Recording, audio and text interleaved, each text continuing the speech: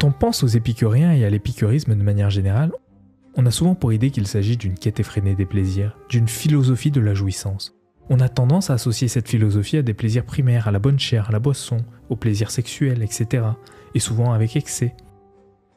Cependant, quand on lit Épicure et notamment la Lettre à Ménécée, texte par ailleurs très court dans lequel il développe sa pensée, on se rend bien compte que ce n'est pas du tout ça.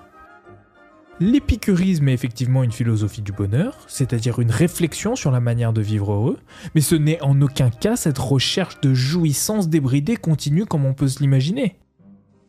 Dans cette caricature, on sent bien que ça ne tient pas. On ne peut pas être heureux simplement en accumulant les excès. Le corps finit toujours par lâcher et à un moment donné, la réalité nous rattrape.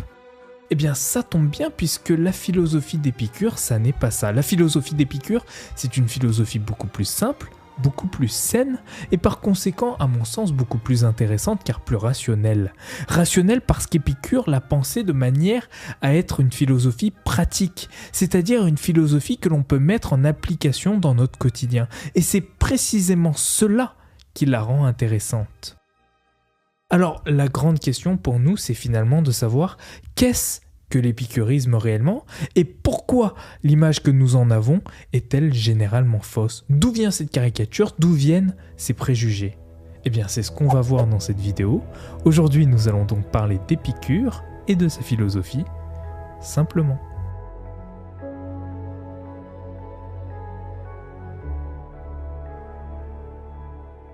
Épicure est né en 341 avant Jésus-Christ sur l'île de Samos. À l'époque, Samos était une colonie athénienne située près des côtes de l'actuelle Turquie. Les Athéniens y envoyaient des colons en échange de terres, et c'est comme ça que le père d'Épicure s'y est installé.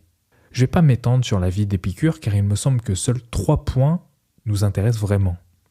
Premièrement, Épicure est contemporain d'Alexandre le Grand.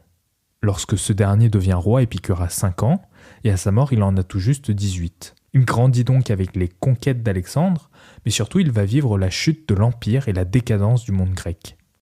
À la mort d'Alexandre, l'Empire se disloque. Les généraux d'Alexandre vont se battre pour avoir chaque